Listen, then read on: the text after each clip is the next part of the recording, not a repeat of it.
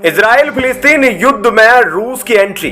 रूस बोला कि अगर अमेरिका इजराइल के साथ तो वह गाजा के साथ उतरेगा।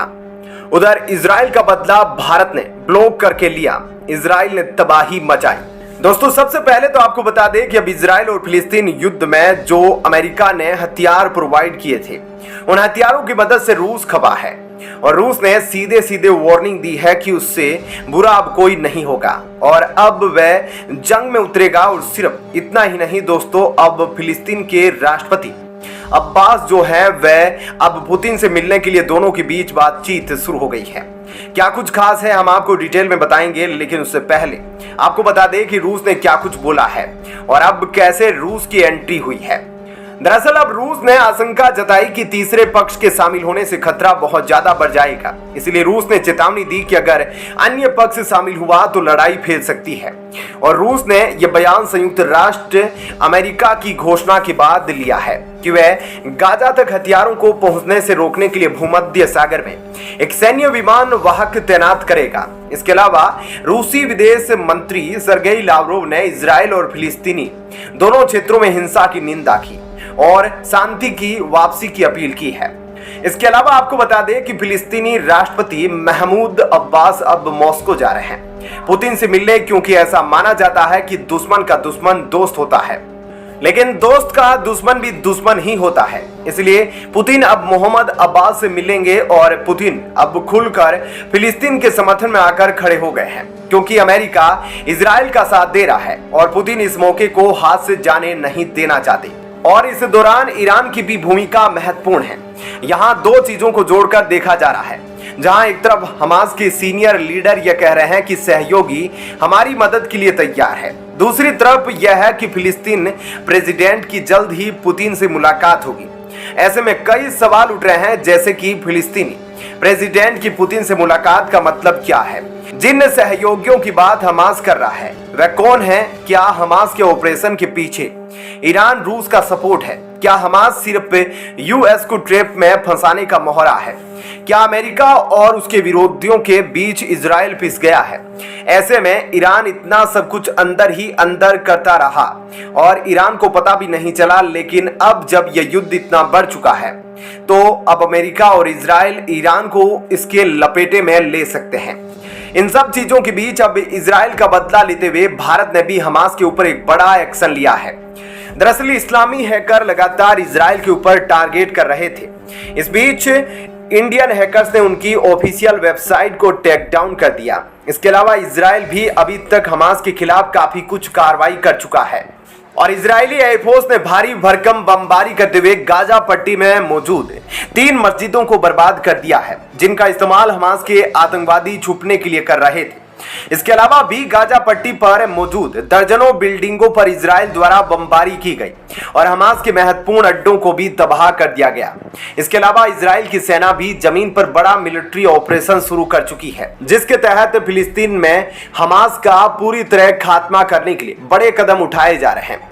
एक तरफ बमबारी और दूसरी तरफ जमीन पर हो रहे मिलिट्री ऑपरेशन से हमास के सैकड़ों लड़ाके आगे चलकर मारे जाएंगे और यह ऑर्गेनाइजेशन इतना बर्बाद हो जाएगा कि अगले दशकों तक भी यह अपने ऑपरेशन सही तरीके से नहीं चला पाएंगे। और मुस्लिम देशों के अलावा इस वक्त हर कोई देश इजराइल का समर्थन कर रहा है और पहली बार ऐसा हुआ जब भारत ने खुलकर इजराइल का पक्ष लिया है। साथ ही इंडियन साइबर फोर्स नाम के इस हैकर ग्रुप की तरफ से हमास की वेबसाइट को ट्रैक डाउन करना भी इस बात को दिखाता है कि कहीं ना कहीं भारत भी इजराइल का समर्थन अब बड़े लेवल पर कर रहा है। क्या कहना है आपका इस खबर पर, जरूर बताइएगा। क्या हार जाएगा इजराइल? इजराइल को भारत से एक बड़ी मदद की गुहार। नंबर 1, आर्मी ने परमाणु मिसाइल अपने ऊपर ही दागी। दोस्तों, इजराइल पर जिस तरह से दो तरफा हमला हुआ और इजराइल को भनक भी नहीं थी कि कोई भी देश उस पर इस तरह से हमला करेगा, क्योंकि वह अपनी डिफेंस के लिए जाना जाता है। लेकिन जब हमला हुआ तो उस समय कोई तैयारी नहीं थी इजराइल की, क्योंकि उसे पता नहीं था कि यह जो हमला हुआ है यह अचानक हमला हुआ है इजराइल पर, जिससे इजराइल तबाह हो चुका है और अभी तक तकरीबन 1000 निर्दोष लोगों को इस दुनिया से अलविदा कहना पड़ा। उस इजराइल से जिसमें माना जा रहा है कि अमेरिकी नागरिक भी खत्म हुए हैं। भारतीय नागरिक भी खत्म हुए हैं और इजराइल के तो हुए ही हैं और इस पर अब इजराइल ने भारत से मदद की गुहार मांगी है। इधर अमेरिका ने बड़े बड़े हथियार सौंप दिए हैं इजराइल को और खुद अमेरिका ने भी अपने बड़े डिफेंसिव फौजियों को वहां इजराइल में भेजकर आक्रामक रवैया अपनाने को इजराइल के लिए मजबूर किया है। अदरवाइज अब बताया जा रहा है कि इजराइल खत्म हो सकता है क्योंकि हमास ग्रुप जिसने उस पर अटैक किया है, उस हमास ग्रुप के साथ न जाने कितने टेररिस्ट और मुस्लिम देश उसके साथ है, यह बता पाना अभी थोड़ा मुश्किल है क्योंकि यह जानकारी यह जो हमलों से सती हुई यह किसने करवाई और कौन कौन देश इसमें शामिल है, यह सब तो युद्ध खत्म होने के बाद पता चलता है।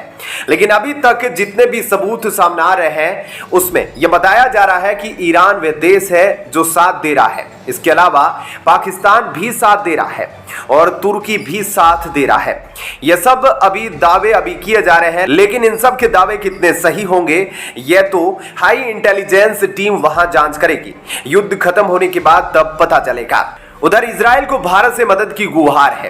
प्रधानमंत्री मोदी ने जरूर ट्वीट करके कहा है कि भारत हमेशा इजराइल की मदद करेगा और इजराइल के साथ रहेगा। लेकिन सबसे बड़ी बात यह है कि बीच में भारत इजराइल के जो रिश्ते थे वह थोड़े से कमजोर पड़े थे क्योंकि फिलिस्तीन और भारत में हमेशा डिप्लोमेटिक रिलेशनशिप रहती है, लेकिन उधर जो फिलिस्तीन है उसका हमेशा इजराइल से झगड़ा रहता है। तो इन सब बातों को देखते हुए थोड़ा इजराइल और भारत के रिश्तों में जरूर ढीलापन आया था, लेकिन जब बात आतंकवाद से लड़ने की हो तो इजराइल भी भारत का साथ देता रहा है और भारत भी इजराइल का साथ देगा। जब मुंबई अटैक हुआ था तो उस समय भी इजरायली नागरिकों को पाकिस्तान ने टारगेट किया था और इजराइल हमेशा से मुस्लिम देशों के टारगेट पर रहता है और इस बार तो अचानक हमला ही कर दिया इजराइल पर, जिसकी वजह से अब क्या इजराइल खत्म हो जाएगा या फिर इजराइल अपने देश को बचा पाएगा या नहीं, यह कमेंट करके आप जरूर बताइएगा।